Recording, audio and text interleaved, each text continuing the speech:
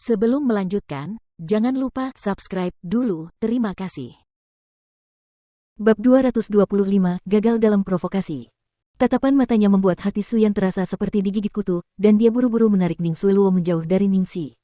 Xueluo, tenanglah sedikit. Ning Xueluo tidak menyadari tindakan kecil Ningxi, air matanya pun jatuh. Kakak Yan, bantu aku bicara dengan kakak. Kamu tahu betul betapa aku telah terluka dan menyalahkan diriku sendiri beberapa hari terakhir ini. Aku sangat berharap dia bisa memaafkanku. Kalau tidak, aku benar-benar. Melihat wanita itu menangis terseduh-seduh di pelukannya, Su Yan akhirnya mengalah. Xiaoxi, maafkan aku, Xueluo sangat menyalahkan dirinya sendiri atas semua ini. Ketika Ning Xueluo mendengar ini, mulutnya berkedut dengan sedikit senyum puas. Meskipun dia menangis sedih di luar, di dalam dia diam-diam berharap Ningxi akan meledak. Iklan oleh Pop Future. Setiap kali dia meminta maaf sebelumnya, Ningxi pasti akan menjadi sangat gelisah, dan dia akan mengatakan segala hal jahat yang mungkin, yang membuat Su Yan semakin tidak menyukainya.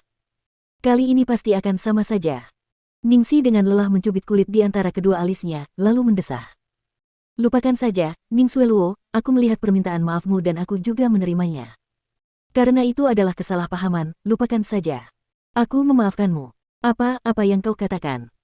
Raut wajah Ning Xueluo langsung berubah, penuh ketidakpercayaan. Di sisi lain, Su Yan sangat gembira. Xueluo, apakah kamu merasa lega sekarang? Ning Xueluo tidak dapat mengatakan sepatah kata pun, wajahnya berubah semerah hati. Di sisi lain, pintu ruang ganti terbuka, dan Little Treasure melangkah keluar dengan pakaian yang telah dicobanya. Iklan oleh Pop Future. Secercah kehangatan langsung terpancar dari topeng palsu Ningxi.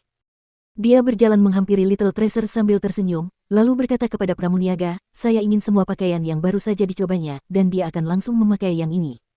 Baik, saya akan segera mencatatkannya untuk Anda. Jawab pramuniaga itu sambil tersenyum lebar.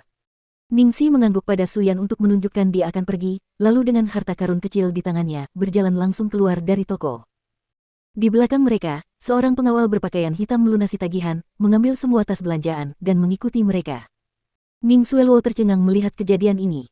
Kemudian ekspresi yang sangat gembira muncul di wajahnya. Benarkah yang dikatakan Fang Lin dan Xuan Xuan?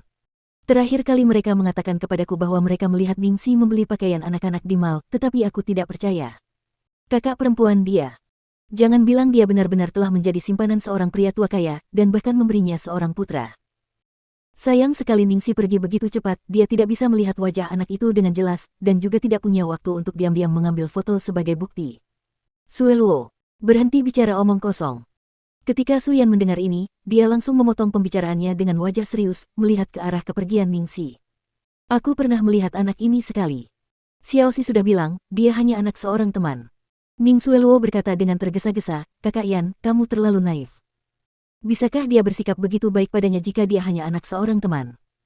Lihat, dia memiliki pengawal yang mengikutinya, dan dia membayar dengan kartu hitam. Keluarga seperti ini pasti memiliki banyak pengasuh dan pengawal, mengapa dia perlu membantu mengurus anak itu? Sedikit keraguan dan perjuangan muncul di wajah Su Yan. Namun, kemudian dia tampak memikirkan sesuatu, dan akhirnya dia berkata dengan suara penuh tekad, Xueluo, di hatiku, Ningxi adalah adik perempuanku. Jika kamu menghinanya, berarti kamu menghinaku. Jangan biarkan aku mendengar kata-kata seperti itu lagi. Orang lain boleh meragukannya, tetapi kita tidak boleh, mengerti? Ning Xueluo sama sekali tidak menyangka sikap Su Yan terhadap Ningxi akan berubah begitu drastis setelah apa yang terjadi kali ini. Sialan. Mantra macam apa yang diberikan Ningxi padanya di rumah sakit hari itu? Su Yan tiba-tiba begitu percaya padanya, bahkan menutup telinga terhadap kata-kata Ning Xueluo.